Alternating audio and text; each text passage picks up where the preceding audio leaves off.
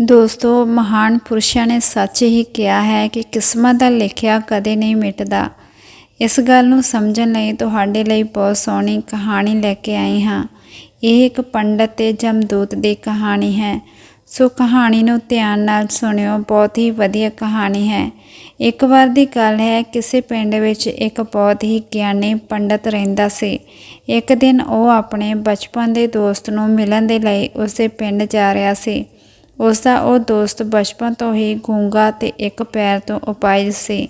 ਦੋਸਤ ਦਾ ਪਿੰਡ ਕਾਫੀ ਦੂਰ ਸੀ ਤੇ ਰਸਤੇ ਦੇ ਵਿੱਚ ਹੋਰ ਵੀ ਕਈ ਛੋਟੇ-ਛੋਟੇ ਪਿੰਡ ਪੈਂਦੇ ਸੀ। ਪੰਡਤ ਆਪਣੀ ਹੀ ਧੁਨ ਵਿੱਚ ਤੁਰਦਾ ਜਾ ਰਿਹਾ ਸੀ ਕਿ ਅਚਾਨਕ ਰਸਤੇ ਦੇ ਵਿੱਚ ਉਸ ਨੂੰ ਇੱਕ ਹੋਰ ਬੰਦਾ ਮਿਲ ਗਿਆ।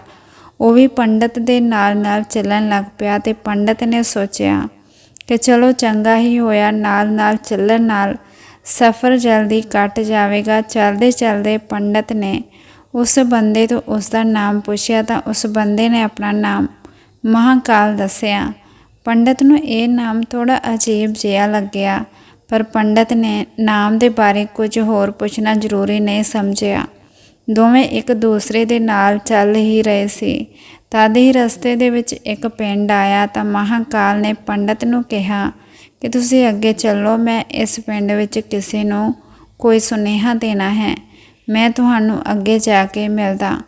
ਪੰਡਤ ਨੇ ਕਿਹਾ ਕਿ ਠੀਕ ਹੈ। ਉਹ ਅੱਗੇ ਵੱਲ ਤੁਰ ਪਿਆ ਤੇ ਤਦ ਹੀ ਪਿੰਡ ਵਿੱਚ ਖਬਰ ਫੈਲੀ ਕਿ ਇੱਕ ਵਿਅਕਤੀ ਨੂੰ ਝੋਟੇ ਨੇ ਮਾਰ ਦਿੱਤਾ। ਜਿਵੇਂ ਹੀ ਝੋਟੇ ਨੇ ਉਸ ਵਿਅਕਤੀ ਨੂੰ ਮਾਰਿਆ, ਠੀਕ ਥੋੜ੍ਹੀ ਹੀ ਦੇਰ ਬਾਅਦ ਮਹਾਕਾਲ ਨਾਮ ਦਾ ਉਹ ਵਿਅਕਤੀ ਵਾਪਸ ਪੰਡਤ ਦੇ ਨਾਲ ਆ ਕੇ ਰਲ ਗਿਆ। ਫਿਰ ਦੋਵੇਂ ਜਾਣੇ ਤੁਰਦੇ-ਤੁਰਦੇ ਦੂਸਰੇ ਪਿੰਡ ਦੇ ਬਾਹਰ ਪਹੁੰਚਦੇ ਨੇ, ਜਿੱਥੇ ਇੱਕ ਛੋਟਾ ਜਿਹਾ ਮੰਦਿਰ ਬਣਿਆ ਹੋਇਆ ਸੀ। ਉੱਥੇ ਰੁਕਣ ਦਾ ਪ੍ਰਬੰਧ ਵੀ ਚੰਗਾ ਲੱਗ ਰਿਹਾ ਸੀ। ਪੰਡਤ ਦੇ ਦੋਸਤ ਦਾ ਪਿੰਡ ਵੀ ਉੱਥੇ ਹਾਲੇ ਦੂਰ ਸੀ ਤੇ ਰਾਤ ਵੀ ਹੋਣ ਵਾਲੀ ਸੀ। ਤਾਂ ਪੰਡਤ ਨੇ ਮਹਾਕਾਲ ਨੂੰ ਕਿਹਾ ਕਿ ਰਾਤ ਹੋਣ ਵਾਲੀ ਹੈ। ਪੂਰਾ ਦਿਨ ਚੱਲਦੇ-ਚੱਲਦੇ ਥਕਾਨ ਵੀ ਲੱਗ ਰਹੀ ਹੈ ਤੇ ਭੁੱਖ ਵੀ ਲੱਗ ਰਹੀ ਹੈ। ਇਸ ਲਈ ਆਪਾਂ ਇੱਥੇ ਹੀ ਭੋਜਨ ਕਰਕੇ ਆਰਾਮ ਕਰ ਲੈਂਦੇ ਹਾਂ। ਸਵੇਰੇ ਆਰਾਮ ਨਾਲ ਅੱਗੇ ਦਾ ਸਫ਼ਰ ਕਰਾਂਗੇ। ਮਹਾਕਾਲ ਨੇ ਕਿਹਾ ਕਿ ਠੀਕ ਹੈ। ਵੈਸੇ ਵੀ ਮੈਂ ਇਸ ਪਿੰਡ ਵਿੱਚ ਕਿਸੇ ਨੂੰ ਕੁਝ ਜ਼ਰੂਰੀ ਸਮਾਨ ਦੇਣਾ ਹੈ। ਤੁਸੀਂ ਖਾਣਾ ਖਾ ਲਵੋ ਤੇ ਆਰਾਮ ਕਰੋ, ਮੈਂ ਬਾਅਦ ਵਿੱਚ ਆ ਕੇ ਖਾ ਲਵਾਂਗਾ। ਇੰਨਾ ਕਹਿ ਕੇ ਉੱਥੋਂ ਚਲਾ ਗਿਆ ਤੇ ਉਸਦੇ ਜਾਣ ਤੋਂ ਕੁਝ ਦੇਰ ਬਾਅਦ ਉਸ ਪਿੰਡ ਵਿੱਚ ਧੂੰਆਂ ਉੱਡਦਾ ਦਿਖਾਈ ਦਿੱਤਾ ਤੇ ਦੇਖਦੇ ਹੀ ਦੇਖਦੇ ਪੂਰੇ ਪਿੰਡ ਵਿੱਚ ਅੱਗ ਲੱਗ ਗਈ। ਪੰਡਤ ਨੇ ਹੈਰਾਨੀ ਨਾਲ ਸੋਚਿਆ ਕਿ ਇਹ ਬੰਦਾ ਜਿੱਥੇ ਵੀ ਜਾਂਦਾ ਉੱਥੇ ਕਿਸੇ ਨਾ ਕਿਸੇ ਤਰ੍ਹਾਂ ਦਾ ਨੁਕਸਾਨ ਜ਼ਰੂਰ ਹੋ ਜਾਂਦਾ। ਕੁਝ ਤਾਂ ਗੜਬੜ ਹੈ। ਪਰ ਪੰਡਤ ਨੇ ਰਾਤ ਵੇਲੇ ਮਹਾਕਾਲ ਨਾਲ ਇਸ ਗੱਲ ਦਾ ਕੋਈ ਜ਼ਿਕਰ ਨਹੀਂ ਕੀਤਾ। ਸਵੇਰੇ ਦੋਵੇਂ ਫਿਰ ਆਪਣੀ ਮੰਜ਼ਿਲ ਵੱਲ ਵਧਣ ਲੱਗੇ। ਕੁਝ ਕੁ ਦੂਰ ਜਾ ਕੇ ਫਿਰ ਇੱਕ ਪਿੰਡ ਆਇਆ ਤੇ ਮਹਾਕਾਲ ਨੇ ਫਿਰ ਪੰਡਤ ਨੂੰ ਕਿਹਾ ਕਿ ਤੁਸੀਂ ਅੱਗੇ ਚੱਲਦੇ ਜਾਓ, ਮੈਂ ਅੱਗੇ ਜਾ ਕੇ ਤੁਹਾਨੂੰ ਮਿਲਦਾ। ਮੈਨੂੰ ਇਸ ਪਿੰਡ ਵਿੱਚ ਵੀ ਕੁਝ ਜ਼ਰੂਰੀ ਕੰਮ ਹੈ, ਤਾਂ ਉਹ ਕੰਮ ਨਿਬੇੜ ਕੇ ਫਿਰ ਤੁਹਾਨੂੰ ਮਿਲਾਂਗਾ। ਇਹ ਕਹਿ ਕੇ ਮਹਾਕਾਲ ਜਾਣ ਲੱਗਾ, ਪਰ ਇਸ ਵਾਰ ਪੰਡਤ ਅੱਗੇ ਨਹੀਂ ਵਧਿਆ, ਬਲਕਿ ਉੱਥੇ ਹੀ ਖੜਾ ਹੋ ਕੇ ਮਹਾਕਾਲ ਨੂੰ ਦੇਖਦਾ ਰਿਹਾ ਕਿ ਹੁਣ ਉਹ ਕਿੱਥੇ ਜਾਂਦਾ ਹੈ ਤੇ ਕੀ ਕਰਦਾ ਹੈ। ਤਦ ਹੀ ਲੋਕਾਂ ਦੀਆਂ ਆਵਾਜ਼ਾਂ ਸੁਣਾਈ ਦੇਣ ਲੱਗੀਆਂ ਕਿ ਕਿਸੇ ਵਿਅਕਤੀ ਨੂੰ ਸੱਪ ਨੇ ਕੱਟ ਲਿਆ ਹੈ ਤੇ ਉਹ ਮਰ ਗਿਆ ਹੈ। ਠੀਕ ਉਸੇ ਸਮੇਂ ਮਹਾਕਾਲ ਫਿਰ ਤੋਂ ਉਸ ਪੰਡਤ ਦੇ ਕੋਲ ਪਹੁੰਚ ਗਿਆ, ਪਰ ਇਸ ਵਾਰ ਪੰਡਤ ਤੋਂ ਸਹਿਣ ਨਹੀਂ ਹੋਇਆ। ਉਸਨੇ ਮਹਾਕਾਲ ਨੂੰ ਪੁੱਛ ਹੀ ਲਿਆ ਕਿ ਤੂੰ ਜਿਹੜੇ ਵੀ ਪਿੰਡ ਵਿੱਚ ਜਾਂਦਾ ਹੈ ਉੱਥੇ ਕੋਈ ਨਾ ਕੋਈ ਨੁਕਸਾਨ ਜ਼ਰੂਰ ਹੋ ਜਾਂਦਾ ਹੈ। ਕੀ ਤੂੰ ਮੈਨੂੰ ਦੱਸ ਸਕਦਾ ਹੈ ਕਿ ਇਹ ਐਸਾ ਕਿਉਂ ਹੁੰਦਾ ਹੈ? ਤਾਂ ਮਹਾਕਾਲ ਨੇ ਜਵਾਬ ਦਿੱਤਾ ਕਿ ਪੰਡਤ ਜੀ, ਤੁਸੀਂ ਤਾਂ ਮੈਨੂੰ ਬਹੁਤ ਵੱਡੇ ਗਿਆਨੀ ਜਾਪਦੇ ਸੀ, ਇਸ ਲਈ ਮੈਂ ਤੁਹਾਡੇ ਨਾਲ ਚੱਲਣ ਲੱਗਾ ਸੀ, ਕਿਉਂਕਿ ਗਿਆਨੀਆਂ ਦਾ ਸੰਗ ਬਹੁਤ ਚੰਗਾ ਹੁੰਦਾ ਹੈ। ਪਰ ਤੁਸੀਂ ਹਾਲੇ ਤੱਕ ਸਮਝ ਨਹੀਂ ਪਾਏ ਕਿ ਮੈਂ ਕੌਣ ਹਾਂ। ਪੰਡਤ ਨੇ ਕਿਹਾ ਕਿ ਮੈਂ ਸਮਝ ਤਾਂ ਗਿਆ ਹਾਂ, ਪਰ ਮੇਰੇ ਮਨ ਵਿੱਚ ਕੁਝ ਸ਼ੰਕਾ ਹੈ। ਜੇ ਤੂੰ ਆਪ ਹੀ ਆਪਣੇ ਬਾਰੇ ਦੱਸ ਦੇਵੇਂ ਤਾਂ ਮੇਰੇ ਲਈ ਆਸਾਨੀ ਹੋਵੇਗੀ। ਤਾਂ ਮਹਾਕਾਲ ਨੇ ਜਵਾਬ ਦਿੱਤਾ ਕਿ ਮੈਂ ਜਮਦੂਤ ਹਾਂ ਤੇ ਜਮਰਾਜ ਦੀ ਆਗਿਆ ਨਾਲ ਉਹਨਾਂ ਲੋਕਾਂ ਦੇ ਪ੍ਰਣ ਹਰਨ ਕਰਦਾ ਹਾਂ ਜਿਨ੍ਹਾਂ ਦੀ ਉਮਰ ਪੂਰੀ ਹੋ ਚੁੱਕੀ ਹੈ। ਹਾਲਾਂਕਿ ਪੰਡਤ ਨੂੰ ਪਹਿਲਾਂ ਤੋਂ ਹੀ ਇਸ ਗੱਲ ਦਾ ਸ਼ੱਕ ਸੀ, ਫਿਰ ਵੀ ਮਹਾਕਾਲ ਦੇ ਮੂੰਹੋਂ ਇਹ ਗੱਲ ਸੁਣ ਕੇ ਪੰਡਤ ਘਬਰਾ ਗਿਆ। ਪਰ ਫਿਰ ਵੀ ਹਿੰਮਤ ਕਰਕੇ ਉਸਨੇ ਪੁੱਛਿਆ ਕਿ ਜੇ ਐਸੀ ਗੱਲ ਹੈ ਕਿ ਤੁਸੀਂ ਸੱਚਮੁੱਚ ਜਮਦੂਤ ਹੋ ਤਾਂ ਦੱਸੋ ਅਗਲੀ ਮੌਤ ਕਿਸ ਦੀ ਹੈ। ਜਮਦੂਤ ਨੇ ਕਿਹਾ ਕਿ ਅਗਲੀ ਮੌਤ ਤੁਹਾਡੇ ਉਸੇ ਦੋਸਤ ਦੀ ਹੈ ਜਿਸ ਨੂੰ ਤੁਸੀਂ ਮਿਲਣ ਜਾ ਰਹੇ ਹੋ, ਤੇ ਉਸਦੀ ਮੌਤ ਦਾ ਕਾਰਨ ਵੀ ਤੁਸੀਂ ਹੀ ਬਣੋਗੇ। ਇਹ ਗੱਲ ਸੁਣ ਕੇ ਪੰਡਤ ਸਹਿਮ ਜਾ ਗਿਆ ਤੇ ਸੋਚਾਂ ਵਿੱਚ ਪੈ ਗਿਆ ਕਿ ਜੇਕਰ ਸੱਚਿਓ ਇਹ ਮਹਾਕਾਲ ਜਮਦੂਤ ਹੋਇਆ ਤਾਂ ਉਸਦੀ ਗੱਲ ਵੀ ਸੱਚ ਹੋਵੇਗੀ ਤੇ ਉਸਦੇ ਕਾਰਨ ਮੇਰੇ ਬਚਪਨ ਦੇ ਸਭ ਤੋਂ ਕਰੀਬੀ ਦੋਸਤ ਦੀ ਮੌਤ ਹੋ ਜਾਵੇਗੀ। ਇਸ ਲਈ ਚੰਗਾ ਇਹੀ ਹੋਵੇਗਾ ਕਿ ਮੈਂ ਆਪਣੇ ਦੋਸਤ ਨੂੰ ਮਿਲਣ ਹੀ ਨਾ ਜਾਵਾਂ। ਘੱਟੋ ਘੱਟ ਮੈਂ ਤਾਂ ਉਸਦੀ ਮੌਤ ਦਾ ਕਾਰਨ ਨਹੀਂ ਬਣਾਂਗਾ।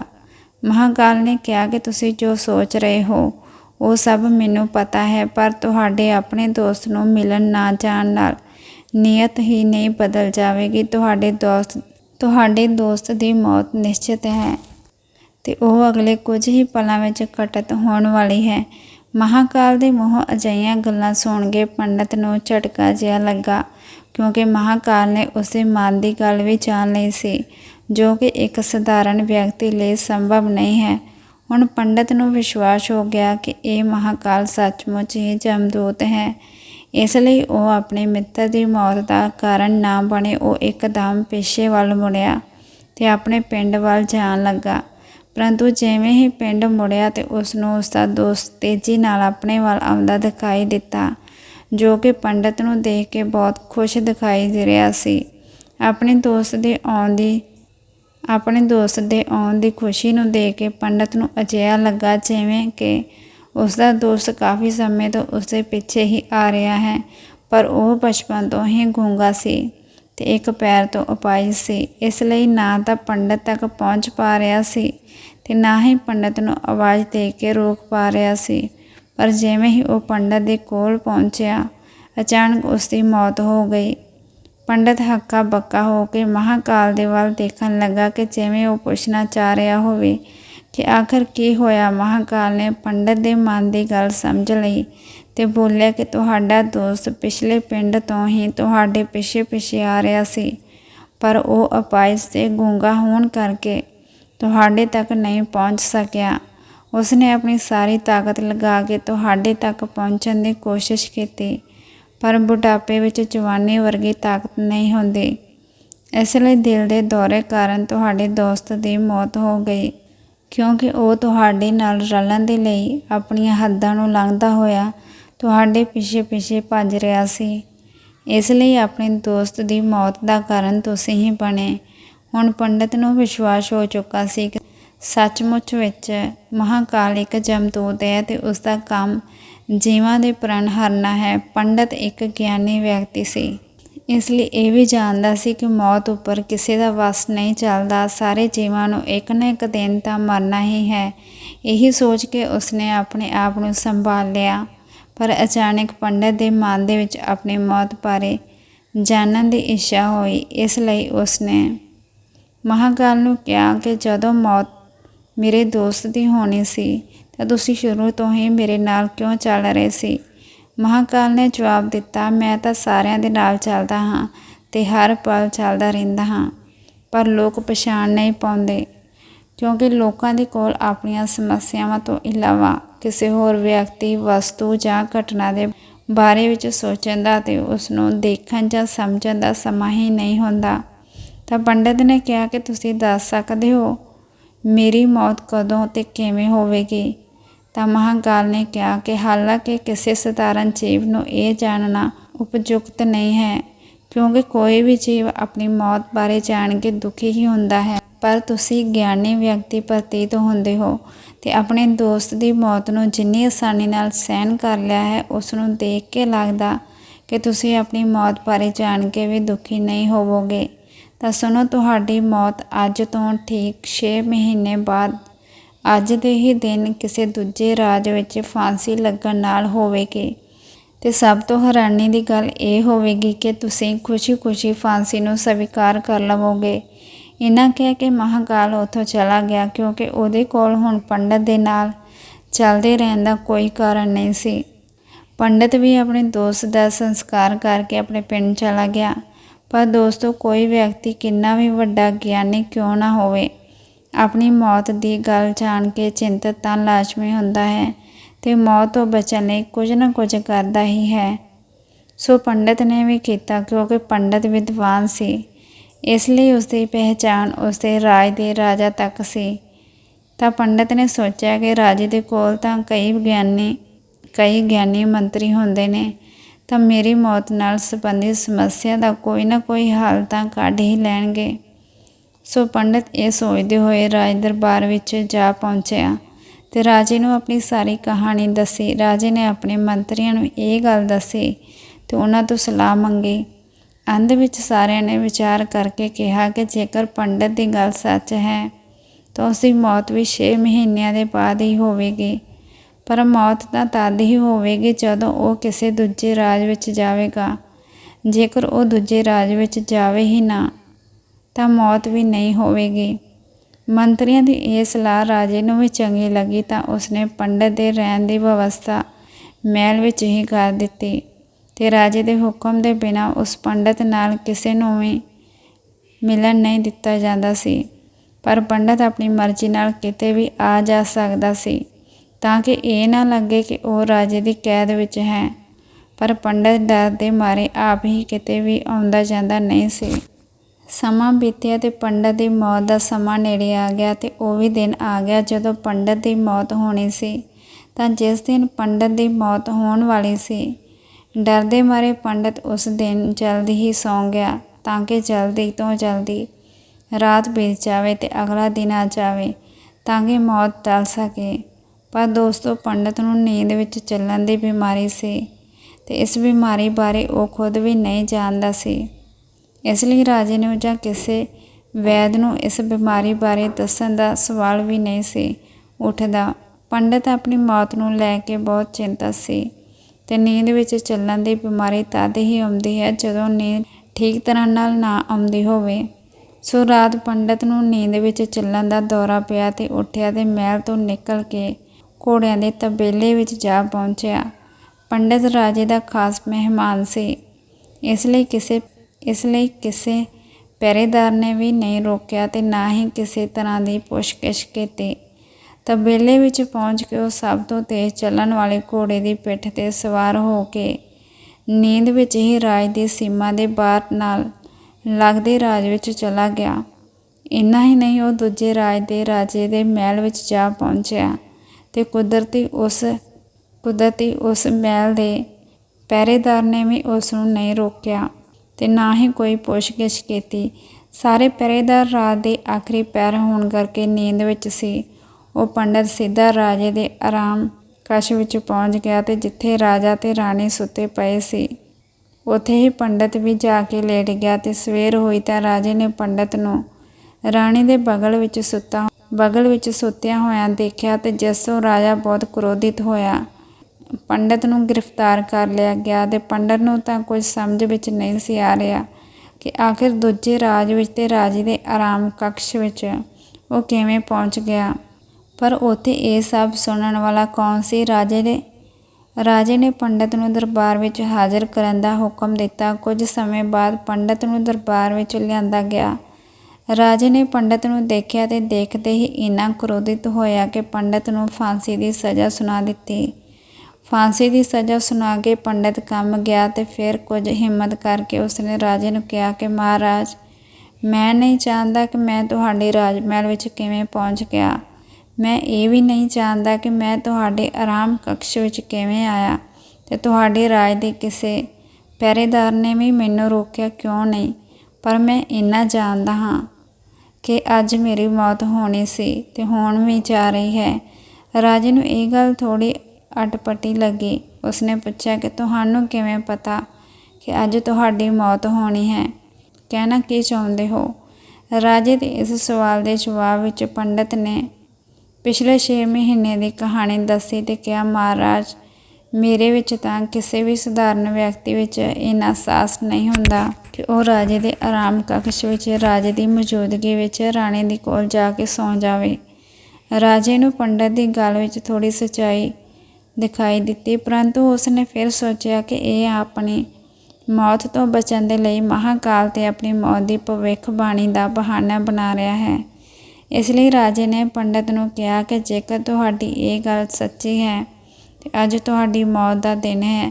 ਜਿਵੇਂ ਕਿ ਮਹਾਕਾਲ ਨੇ ਤੁਹਾਨੂੰ ਕਿਹਾ ਸੀ, ਤਾਂ ਤੁਹਾਡੀ ਮੌਤ ਦਾ ਕਾਰਨ ਮੈਂ ਨਹੀਂ ਬਣਾਂਗਾ। ਪਰ ਜੇਕਰ ਇਹ ਗੱਲ ਝੂਠੀ ਨਿਕਲੀ ਤਾਂ ਨਿਸ਼ਚਿਤ ਹੀ ਅੱਜ ਤੁਹਾਡੀ ਮੌਤ ਦਾ ਦਿਨ ਹੋਵੇਗਾ, ਕਿਉਂਕਿ ਪੜੋਸੀ ਰਾਜ ਦਾ ਰਾਜਾ ਉਸ ਦਾ ਮਿੱਤਰ ਸੀ। ਉਸਨੇ ਤੁਰੰਤ ਸਿਪਾਹੀਆਂ ਦੇ ਹੱਥ ਦੂਜੇ ਰਾਜ ਦੇ ਰਾਜੇ ਨੂੰ ਪੱਤਰ ਭੇਜਿਆ ਤੇ ਪੰਡਤ ਦੀ ਗੱਲ ਦੀ ਸੱਚਾਈ ਦਾ ਪ੍ਰਮਾਣ ਮੰਗਿਆ।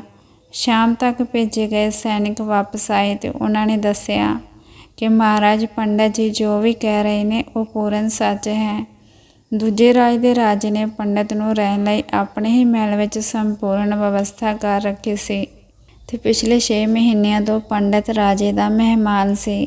ਕੱਲ੍ਹ ਰਾਜਾ ਆਖਰੀ ਵਾਰ ਇਹਨਾਂ ਦੇ ਆਰਾਮ ਕਕਸ਼ ਵਿੱਚ ਇਹਨਾਂ ਨੂੰ ਮਿਲਿਆ ਵੀ ਸੀ ਤੇ ਇਸ ਤੋਂ ਬਾਅਦ ਇਹ ਆਪਣੇ ਰਾਜ ਵਿੱਚ ਕਿਵੇਂ ਪਹੁੰਚ ਗਿਆ, ਇਸੇ ਜਾਣਕਾਰੀ ਕਿਸੇ ਨੂੰ ਵੀ ਨਹੀਂ ਹੈ। ਇਸ ਲਈ ਉਸ ਰਾਜ ਦੇ ਰਾਜੇ ਦੇ ਅਨੁਸਾਰ ਪੰਡਤ ਨੂੰ ਫਾਂਸੀ ਦੀ ਸਜ਼ਾ ਦੇਣਾ ਉਚਿਤ ਨਹੀਂ ਹੈ। ਪਰ ਇੱਧਰ ਹੁਣ ਰਾਜੇ ਲਈ ਇੱਕ ਨਵੀਂ ਸਮੱਸਿਆ ਖੜੀ ਹੋ ਗਈ, ਕਿਉਂਕਿ ਉਸਨੇ ਬਿਨਾਂ ਕੁਝ ਜਾਣੇ ਹੀ ਪੰਡਤ ਨੂੰ ਫਾਂਸੀ ਦੀ ਸਜ਼ਾ ਸੁਣਾ ਦਿੱਤੀ ਸੀ। ਇਸ ਲਈ ਜੇਕਰ ਪੰਡਤ ਨੂੰ ਫਾਂਸੀ ਨਾ ਦਿੱਤੀ ਜਾਵੇ ਤਾਂ ਰਾਜੇ ਦੇ ਕਥਨ ਦਾ ਅਪਮਾਨ ਹੋ ਜਾਵੇਗਾ ਤੇ ਜੇਕਰ ਰਾਜੇ ਦੇ ਦੁਆਰਾ ਦਿੱਤੀ ਗਈ ਸਜ਼ਾ ਦਾ ਮਾਣ ਰੱਖਿਆ ਜਾਵੇ ਤਾਂ ਪੰਡਤ ਦੀ ਬਿਨਾਂ ਵਜ੍ਹਾ ਹੀ ਮੌਤ ਹੋ ਜਾਵੇਗੀ। ਰਾਜੇ ਨੇ ਆਪਣੇ ਸਾਰੇ ਮੰਤਰੀਆਂ ਨਾਲ ਇਸ ਗੱਲ ਦੀ ਚਰਚਾ ਕੀਤੀ। ਸਾਰੇ ਮੰਤਰੀਆਂ ਨੇ ਦਿੱਤਾ ਕਿ ਮਹਾਰਾਜ ਪੰਡਤ ਨੂੰ ਇੱਕ ਕੱਚੇ ਸੂਤ ਨਾਲ ਫਾਂਸੀ ਲਗਵਾ ਦਿਓ। ਇਸ ਤਰ੍ਹਾਂ ਤੁਹਾਡੇ ਕਥਨ ਦਾ ਵੀ ਮਾਣ ਰਹਿ ਜਾਵੇਗਾ ਤੇ ਕੱਚੇ ਸੂਤ ਦੇ ਧਾਗੇ ਨਾਲ ਪੰਡਤ ਨੂੰ ਵੀ ਫਾਂਸੀ ਨਹੀਂ ਲੱਗੇਗੀ ਤੇ ਉਸੇ ਪ੍ਰਾਣ ਬਚ ਜਾਣਗੇ। ਰਾਜੇ ਨੂੰ ਇਹ ਸੁਝਾਅ ਚੰਗਾ ਲੱਗਾ ਤੇ ਉਸਨੇ ਅਜਿਹਾ ਹੀ ਹੁਕਮ ਸੁਣਾ ਦਿੱਤਾ। ਪੰਡਤ ਲਈ ਕੱਚੇ ਧਾਗੇ ਦੇ ਸੂਤ ਦਾ ਫਾਂਸੀ ਦਾ ਫੰਦਾ ਬਣਾਇਆ ਗਿਆ ਤੇ ਨਿਯਮ ਦੇ ਅਨੁਸਾਰ ਪੰਡਤ ਨੂੰ ਫਾਂਸੀ ਉੱਤੇ ਚੜਾਇਆ ਜਾਣ ਲੱਗਾ ਕਿ ਨਾ ਤਾਂ ਪੰਡਤ ਮਰੇਗਾ ਤੇ ਨਾ ਹੀ ਰਾਜੇ ਦਾ ਬਚਨ ਝੂਠਾ ਪਵੇਗਾ। ਪੰਡਤ ਨੂੰ ਵੀ ਵਿਸ਼ਵਾਸ ਸੀ ਕਿ ਧਾਗੇ ਨਾਲ ਤਾਂ ਉਸਦੀ ਮੌਤ ਹੋ ਨਹੀਂ ਸਕਦੀ, ਇਸ ਲਈ ਉਹ ਖੁਸ਼ੀ-ਖੁਸ਼ੀ ਫਾਂਸੀ ਉੱਤੇ ਚੜ੍ਹਨ ਨੂੰ ਤਿਆਰ ਸੀ। ਜਿਵੇਂ ਹੀ ਮਹਾਕਾਲ ਨੇ ਉਸ ਨੂੰ ਕਿਹਾ ਸੀ ਕਿ ਪਰ ਜਿਵੇਂ ਹੀ ਪੰਡਤ ਨੂੰ ਫਾਂਸੀ ਦਿੱਤੀ ਗਈ ਸੂਤ ਦਾ ਧਾਗਾ ਤਾਂ ਟੁੱਟ ਗਿਆ, ਪਰ ਟੁੱਟਣ ਤੋਂ ਪਹਿਲਾਂ ਉਸਨੇ ਆਪਣਾ ਕੰਮ ਕਰ ਦਿੱਤਾ। ਪੰਡਤ ਦੇ ਗਲੇ ਦੀ ਨਸ ਸੂਤ ਦੇ ਧਾਗੇ ਨਾਲ ਕੱਟੀ ਜਾ ਚੁੱਕੀ ਸੀ ਤੇ ਪੰਡਤ ਜ਼ਮੀਨ ਉੱਤੇ ਪਿਆ ਤੜਫ ਰਿਹਾ ਸੀ। ਹਰ ਸਾਹ ਦੇ ਨਾਲ ਉਸਦੇ ਗਲੇ ਤੋਂ ਖੂਨ ਦੀ ਫੁਹਾਰ ਨਿਕਲ ਰਹੀ ਸੀ ਤੇ ਦੇਖਦੇ ਹੀ ਦੇਖਦੇ ਪੰਡਤ ਦਾ ਸਰੀਰ ਪੂਰੀ ਤਰ੍ਹਾਂ ਸ਼ਾਂਤ ਹੋ ਗਿਆ। ਸਾਰੇ ਲੋਕ ਹੈਰਾਨ ਸੀ ਤੇ ਪੰਡਤ ਨੂੰ ਮਰਦਾ ਦੇਖ ਰਹੇ ਸੀ। ਕਿਸੇ ਨੂੰ ਵਿਸ਼ਵਾਸ ਨਹੀਂ ਸੀ ਹੋ ਰਿਹਾ ਕਿ ਇਸ ਕਮਜ਼ੋਰ ਜਿਹੇ ਧਾਗੇ ਨਾਲ ਕਿਸੇ ਦੀ ਮੌਤ ਵੀ ਹੋ ਸਕਦੀ ਹੈ। ਪਰ ਘਟਨਾ ਘਟ ਚੁੱਕੀ ਸੀ। ਨੀਤੀ ਨੇ ਆਪਣਾ ਕੰਮ ਕਰ ਦਿੱਤਾ। ਜੋ ਹੋਣਾ ਹੁੰਦਾ ਹੈ ਉਹ ਹੋ ਕੇ ਹੀ ਰਹਿੰਦਾ ਹੈ। ਅਸੀਂ ਚਾਹੇ ਜਿੰਨੀਆਂ ਵੀ ਸਾਵਧਾਨੀਆਂ ਵਰਤੀਏ, ਜਿੰਨੇ ਵੀ ਉਪਾਅ ਕਰ ਲਈਏ, ਪਰ ਹਰ ਘਟਨਾ ਦੀ ਪੂਰੀ ਪ੍ਰਣਾਲੀ ਪਹਿਲਾਂ ਤੋਂ ਹੀ ਤੈਅ ਹੁੰਦੀ ਹੈ, ਜਿਸ ਨੂੰ ਅਸੀਂ ਥੋੜ੍ਹਾ ਜਿਹਾ ਵੀ ਇੱਧਰ ਉੱਧਰ ਨਹੀਂ ਕਰ ਸਕਦੇ।